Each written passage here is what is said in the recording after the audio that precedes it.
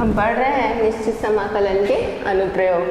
पिछली कक्षा में हमने पढ़ा निश्चित समाकलन किसी फलन का, मान लीजिए y = f(x), x का एक सतत फलन है अंतराल a b में। तो इस फलन का निश्चित समाकलन a b वक्र f(x) तथा x अक्ष और x की कोटियों x बराबर a तथा x बराबर b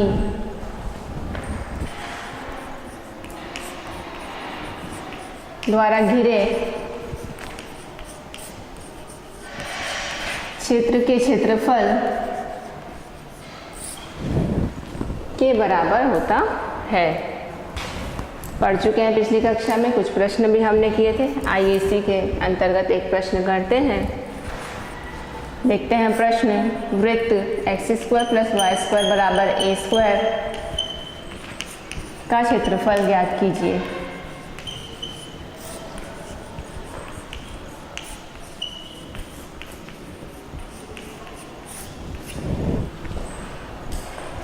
बनाते हैं वृत्त को अक्षों पर।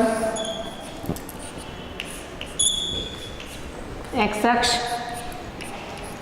क्षैतिज x' बना लीजिए तथा y डैश तथा यह है मूल बिंदु ओरिजिन। वृत्त का समीकरण है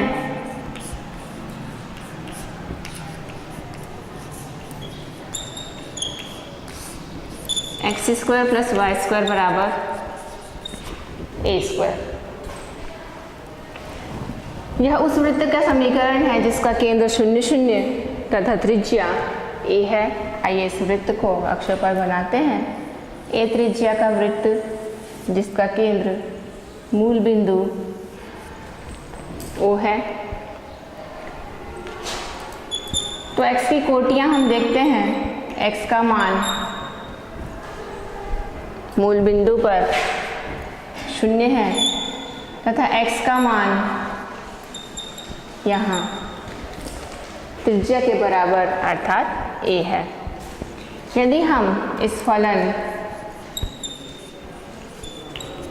जो कि एक वृत्त द्वारा प्रदर्शित है का समाकलन 0 से लेकर a तक करें तो हम वृत्त के इस एक भाग का क्षेत्रफल ज्ञात कर सकते हैं तथा पूरे वृत्त का क्षेत्रफल ज्ञात करने के लिए हमें इसे 4 गुना कर देना चाहिए। अतः अभिष्ट क्षेत्रफल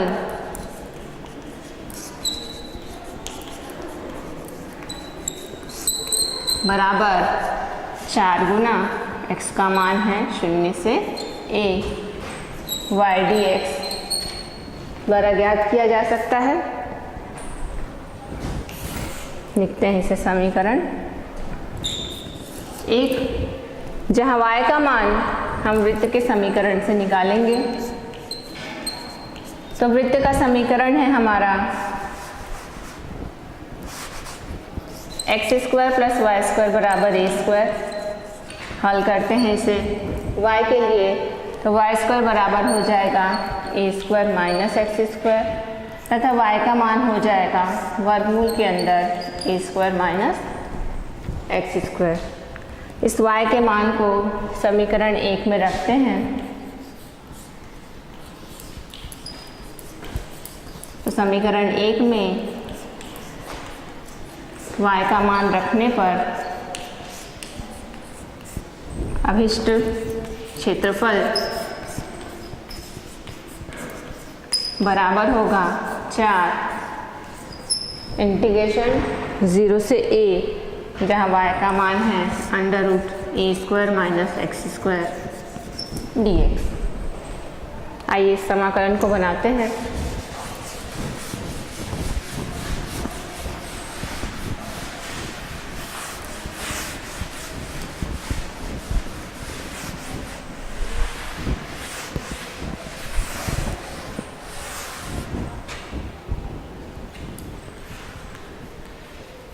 देखते हैं हम अभिष्ट क्षेत्रफल बराबर है 4 गुना, समाकलन लिखते हैं वर्गमूल के अंदर a square minus x square का, और हम जानते हैं यह बराबर होता है x/2 under root a square minus x square plus a square by 2 sine inverse x/a के, जिसकी सीमा है 0 से a। हल करते हैं, उच्च सीमा में से निम्न सीमा को घटाकर मान निकालते हैं हमका इसका। x का मान a रखते हैं तो ये है a/2, x का मान फिर a रखेंगे वर्गमूल के अंदर a square minus a square plus a square by 2 sine inverse x का मान फिर हमने a रखा तो a/a। यह है इस पद का मान उच्च सीमा पर। दूसरे में आप x बराबर 0 रखिए। x बराबर 0 रखने पर हम देखते हैं कि सभी मान 0 हो जाएंगे। 0 का गुणा होने से पहला पद 0 और साइन इनवर्स 0 होता है 0। तो अभिष्ट क्षेत्रफल बराबर है 4 a square minus a square भी हो गया 0 0, यह पद भी हट गया। तो कुल मिला के हमें मिलता है a स्क्वायर बाय 2 और साइन इनवर्स a/a अर्थात 1। साइन इनवर्स 1 या साइन इनवर्स 1 का मान होता है π/2, रख देते हैं साइन इनवर्स 1 का मान π/2। इस 2 और 2 से यह 4 कट गया और हमें मिलता है πa स्क्वायर वर्ग इकाई। अतः वृत्त का क्षेत्रफल होगा πa स्क्वायर वर्ग इकाई। देखते हैं दूसरा प्रश्न।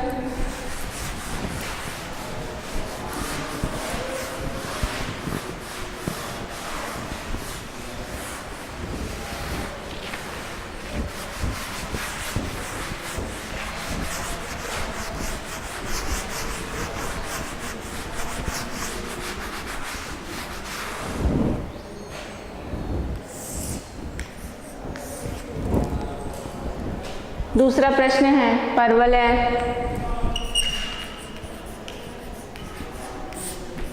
y स्क्वायर बराबर 4ax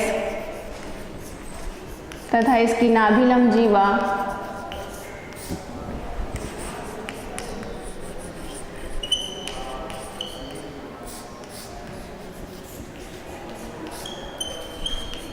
द्वारा घिरे क्षेत्र का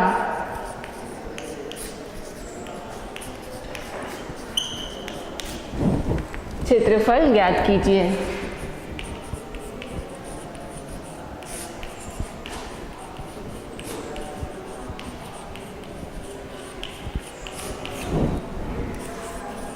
आइए इसे हल करते हैं। सबसे पहले हम परवलय बनाते हैं अक्षों पर।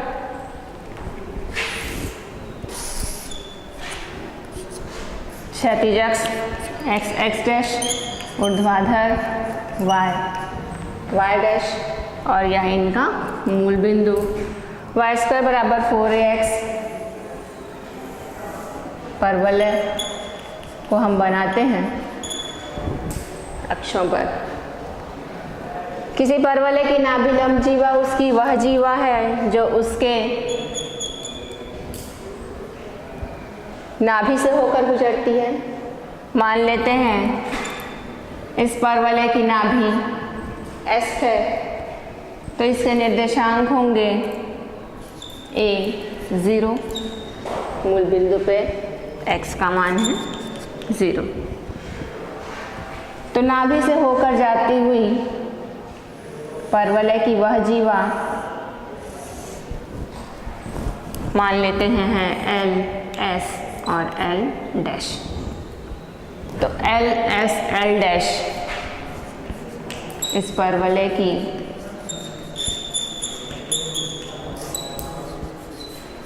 नाभि लंबजीवा है, जिस परवलय की नाभि से होकर गुजरती है तथा परवलय के अक्ष के लंबवत होती है। अब हम जानते हैं L, S, L डैश का मान बराबर होगा 4a के।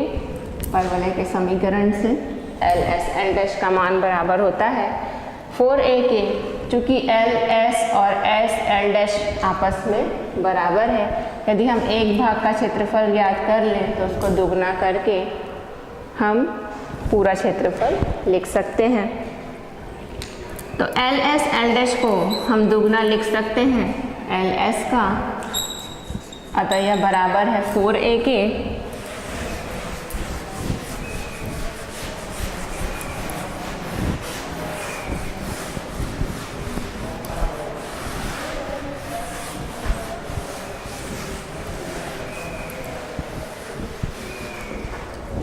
इसलिए एल एस बराबर हमें मिलेगा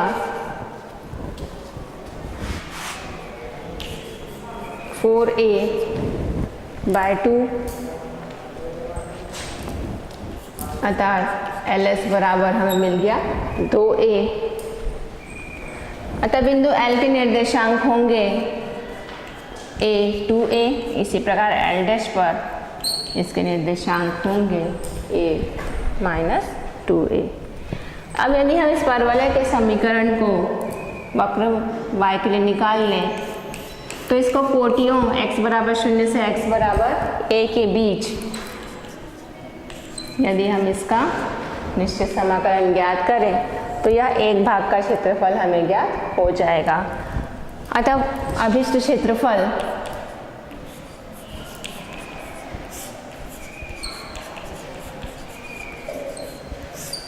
बराबर होगा 2 गुना इस क्षेत्रफल का, इसके लिए 2 लिखते हैं, इंटीग्रेशन 0 से a y dx के, जहाँ इस y का मान हम ज्ञात करेंगे परवलय के समीकरण से, जो कि है y² बराबर 4ax, इसलिए y का मान होगा वर्गमूल के अंदर 4ax। रखते हैं यहाँ पर y का मान, हम देखते हैं अभिष्ट क्षेत्रफल बराबर होगा 2 0 से a वर्गमूल 4ax dx के, 2 और वर्गमूल हो गया 4 का 2 बाहर आ जाएगा, वर्गमूल a को भी हम बाहर निकाल सकते हैं। तो इंटीग्रेशन करना है 0 से a √x dx का। हल करते हैं इसे।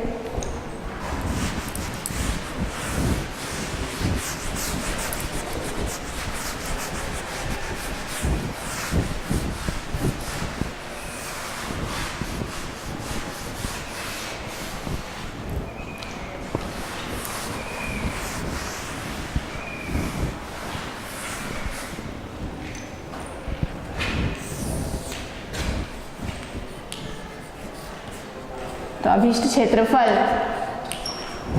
बराबर होगा 4 वर्गमूल a, समाकलन 0 से a x की घात में 1/2 लिखते हैं वर्गमूल के चिन्ह को, और इसका समाकलन करते हैं x की घात में n सूत्र से, तो यह आ जाता है x की घात में 1/2 धन 1 और हर में भी 1/2 धन 1, जिसकी सीमा है 0 से a, बराबर होगा 4 वर्गमूल a x की घात में 3/2 हर में भी 3/2। यह 3/2 पलट जाएगा और ये हमारा बन जाएगा 8/3, जिसकी सीमा है 0 से a वर्गमूल a।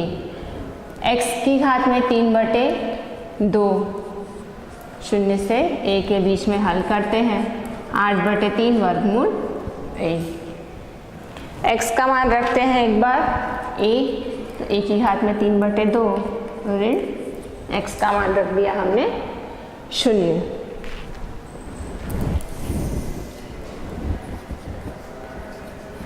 अतः अभिष्ट क्षेत्रफल बराबर होगा 8/3 वर्गमूल a तथा a की घात में 3/2 के। 8/3 a की घात में 1/2 लिखेंगे वर्गमूल के चिन्ह को, a की घात में 3/2 हल करेंगे, घातांक जुड़ जाएंगे, आधार समान है तो a की घात में 1/2 और 3/2 को हम जोड़ देंगे जिससे हमें मिलेगा a का वर्ग इकाई। अतः परवलय तथा उसकी नाभिलंब जीवा के बीच का क्षेत्रफल होगा 8/3 a का वर्ग इकाई।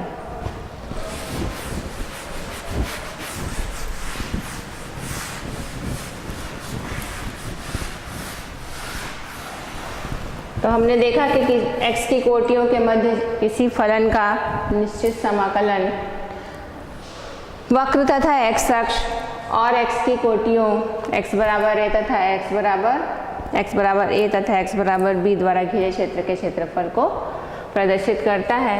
आइए अब देखते हैं कि निश्चित समाकलन का प्रयोग किस प्रकार दो वक्रों के बीच घिरे क्षेत्र का क्षेत्रफल निकालने में करते हैं।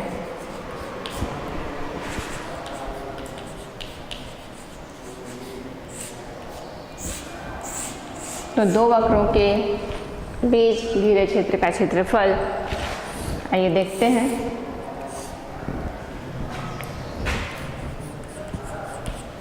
माना हमारा पहला वक्र y1 फलन f(x) से परिभाषित है तथा दूसरा वक्र y2 किसी अन्य फलन φx से परिभाषित है। अक्षों पर इन्हें बनाइए। यह है x अक्ष और ऊर्ध्वाधर y अक्ष। मान लेते हैं यह पहला फलन वक्र f(x) को प्रदर्शित करता है। इसी प्रकार दूसरा फलन y2 बराबर φx को वक्र से बनाइए। तो यह वक्र पहले फलन को प्रदर्शित करता है और यह वक्र दूसरे फलन φx को यदि प्रदर्शित करता है तो इन दोनों वक्रों के बीच का यह क्षेत्रफल हमें ज्ञात करना है। अब हम निश्चित समाकलन की परिभाषा से पढ़ चुके हैं कि किसी वक्र का क्षेत्रफल हम किस प्रकार ज्ञात कर सकते हैं। तो किसी वक्र f(x) का निश्चित समाकलन x की कोटियाँ यदि हों a से b, तो a से b के बीच में वक्र f(x) का निश्चित समाकलन इस वक्र तथा x अक्ष और x की कोटियों के मध्य इस पूरे क्षेत्रफल को प्रदर्शित करता है। इसी प्रकार a से b के बीच वक्र φx dx का निश्चित समाकलन इस वक्र द्वारा x अक्ष तथा इस कोटि के मध्य क्षेत्रफल को प्रदर्शित करता है। तो यह बीच का क्षेत्रफल हमें किस प्रकार ज्ञात होगा। वक्र f(x) द्वारा x अक्ष पर घिरा क्षेत्रफल में से यदि हम घटा दें वक्र φx द्वारा x अक्ष पर घिरे क्षेत्रफल को तो हमें यह अभिष्ट क्षेत्रफल प्राप्त होता है। अतः अभिष्ट क्षेत्रफल बराबर हम लिख सकते हैं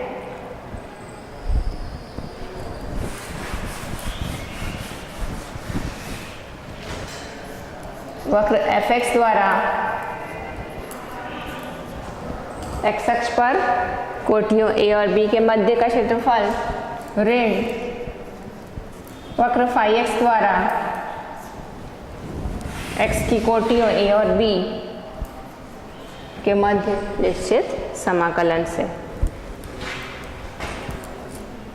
इसी को लिख सकते हैं हम a से b f(x) को यदि y1 लिखते हैं तथा इंटीग्रेशन a से b φx को यदि हम y2 लिखते हैं तो y1 dx और यह इंटीग्रेशन a से b y2 dx।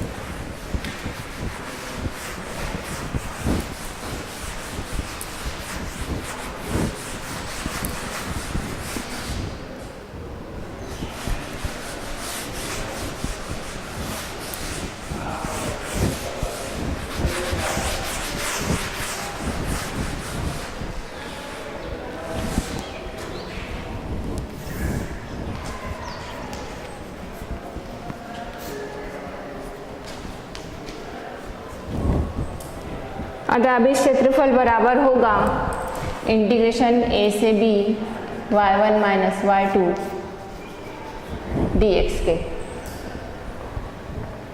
तो दो वक्रों y1 और y2 के बीच का क्षेत्रफल होता है a से b y1 minus y2 dx। आइए इससे संबंधित प्रश्न करते हैं। प्रश्न है हमारा वक्र y² बराबर 4ax तथा रेखा y बराबर mx के बीच का क्षेत्रफल ज्ञात कीजिए।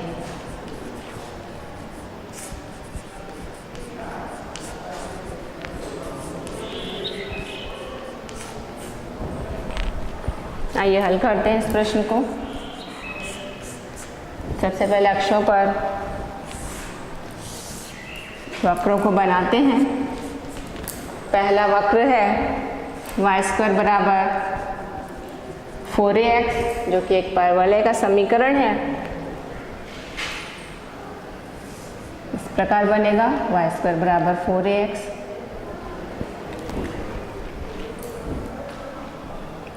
y का मान निकाल लीजिए इससे, तो हम y बराबर लिख सकते हैं वर्गमूल 4ax और इसे नंबर दे देंगे हम समीकरण 1। इसी प्रकार हमारा दूसरा समीकरण है, पहला परवलय है तथा दूसरा हमारे पास है एक सरल रेखा का समीकरण y बराबर mx।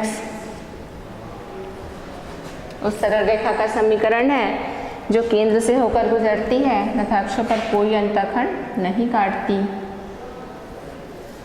तो मूल बिंदु से होकर गुजरती इस सरल रेखा को हम बनाते हैं। तो यहाँ हमने बना लिया सरल रेखा y बराबर mx। हमें इस परवलय और इस सरल रेखा के बीच का क्षेत्रफल ज्ञात करना है। तो परवलय द्वारा x अक्ष पर घिरा क्षेत्रफल में से हम घटा देंगे सरल रेखा द्वारा x अक्ष पर घिरे क्षेत्रफल का। पर पहले ज्ञात करते हैं x की कोटियाँ। x का पहला मान तो हमें दिख रहा है 0, दोनों का प्रतिच्छेद बिंदु सरल रेखा और परवलय का। इस बिंदु को ज्ञात करने के लिए दोनों समीकरणों को हल करते हैं।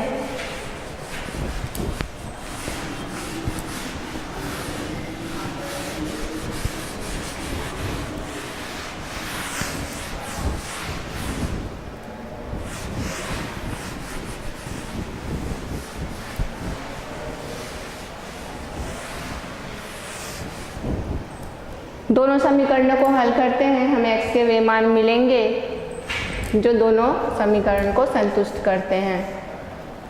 पहला समीकरण है y² बराबर 4ax, दूसरा समीकरण है y बराबर mx। समीकरण 2 से y का मान समीकरण 1 में रख देते हैं।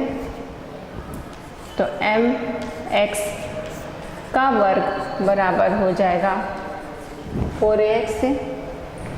दोनों समीकरण को हल कर रहे हैं, समीकरण 1 और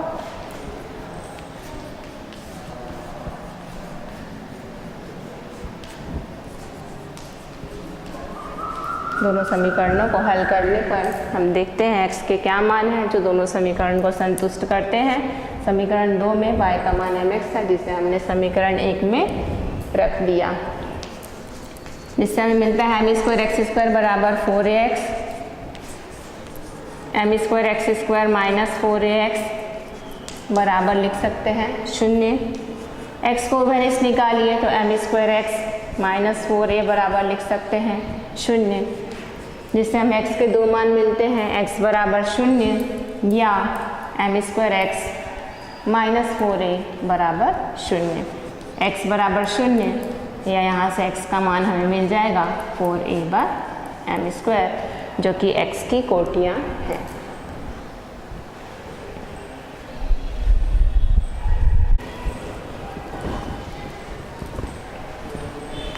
तो x की कोटियाँ हमने ज्ञात कर ली, 0 से 4a/m²,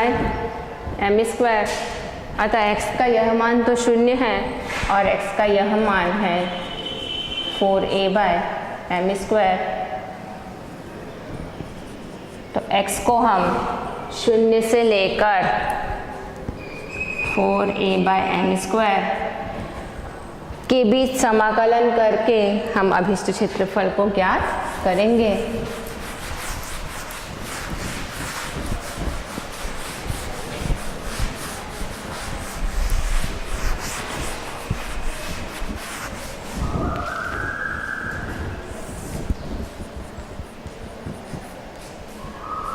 तो अभिष्ट क्षेत्रफल होगा इंटीग्रेशन x की कोटियाँ 0 से लेकर 4a/m² y1 माइनस y2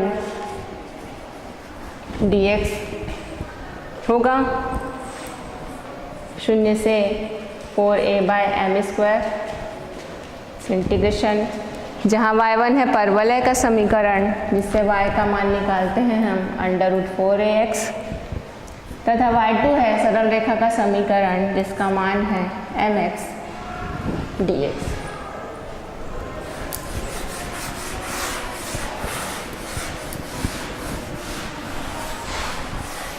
आइए समाकलन करते हैं।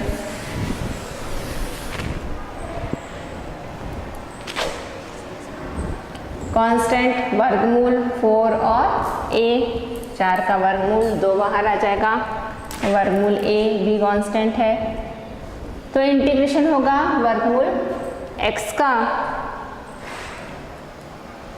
जिसे हम लिख सकते हैं x की घात में 1/2, अतः इसका इंटीग्रेशन हो जाएगा x की घात में 1/2 धन 1/1/2 धन 1। इसी प्रकार -m कांस्टेंट है, x का इंटीग्रेशन हो जाएगा x² 2 और इसकी लिमिट है 0 से लेकर 4a/m²।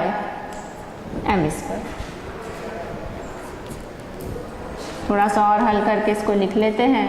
तो 2 वर्गमूल a, x की घात में 3/2, हर में भी 3/2 ऋण m/2 x², लिमिट 0 से 4a/m²।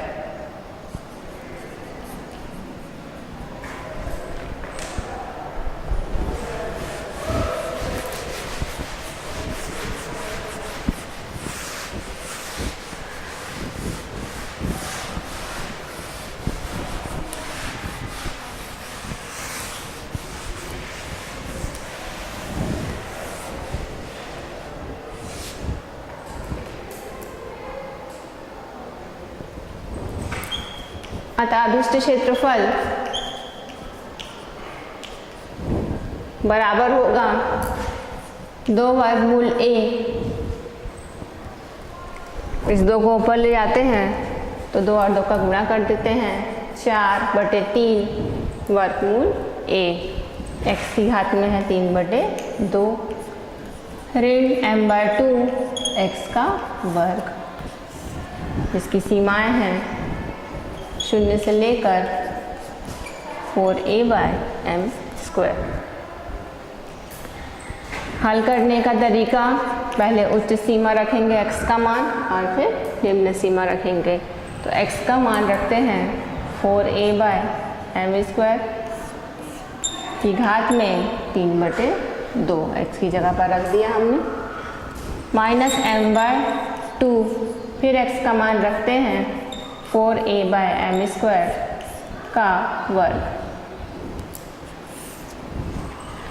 ऋण करके जब हम x का मान 0 रखते हैं तो दोनों ही पद हमें 0 मिलेंगे, तो ऋण 0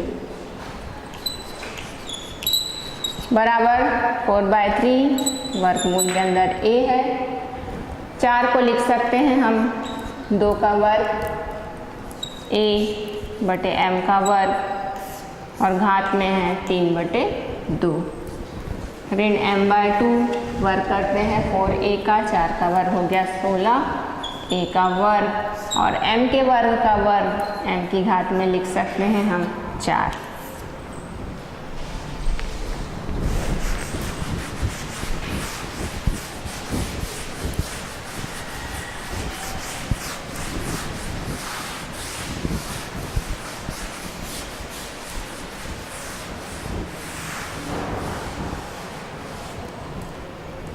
अतः अब इस क्षेत्रफल बराबर है 4/3 वर्गमूल a। यहाँ से घात को हल करते हैं। 2 की घात में 2 है, जिसकी घात में 3/2 भी है। 2 की घात में 2 की घात में 3/2, a की घात में लिख सकते हैं 3/2। हर में m का वर्ग, जिसकी घात में लिख सकते हैं 3/2, माइनस m/2 16a का वर्ग। यहाँ से एक m को हम काट देते हैं तो m की घात में हमें मिलता है 3, और 2 से 16 को भी काट दीजिए तो ये बन जाता है 8। तो हमारे पास यह पद है 8a का वर्ग बटे में m³ बराबर 4/3। वर्गमूल a को a की घात में 1/2 लिख सकते हैं। 2 की घात का 2 और ये 2 कटेगा तो 2 की घात में 3, a की घात में है 3/2। हर में भी m वर्ग का 2 कट जाएगा तो m की घात में मिलेगा हमें 3 ऋण 8a का वर्ग बटे m³ बराबर 4/3। 2 की घात में 3 को हल करते हैं। 2 दूनी 4, 4 दूनी 8। a की घात में 1/2 और 3/2 जुड़ जाएगा। आधार समान हो तो घातांक जुड़ जाते हैं। बटे में है m³ माइनस 8a² बराबर 8 और 4 का गुणा कर लेते हैं। 8 चौक 32/3। a की घातांकों को हल करते हैं। लघुत्तम 2, 3 और 1 हो गया 4, तो 4/2 अर्थात a का वर्ग बटे m की घात में है 3 ऋण 8 a का वर्ग बटे m की घात में 3।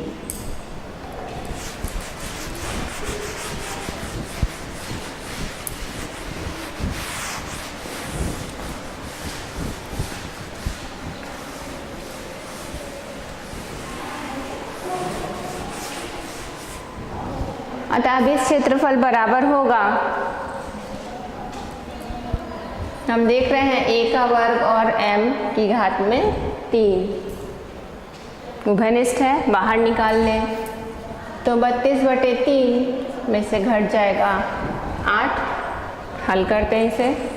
a² m³ लघुत्तम ले लेते हैं 3, तो यह 32 ऋण 8 दिया 24। a² m³ और 32 में से 24 घटा देते हैं तो हमें मिलेगा 8/3। अतः 8/3 a² m³ वर्ग इकाई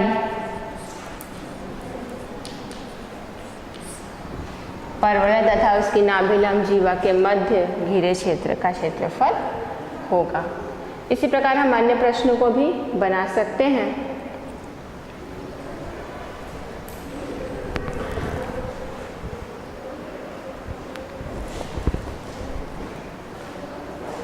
जिसे हम अब अगली कक्षा में करेंगे। धन्यवाद।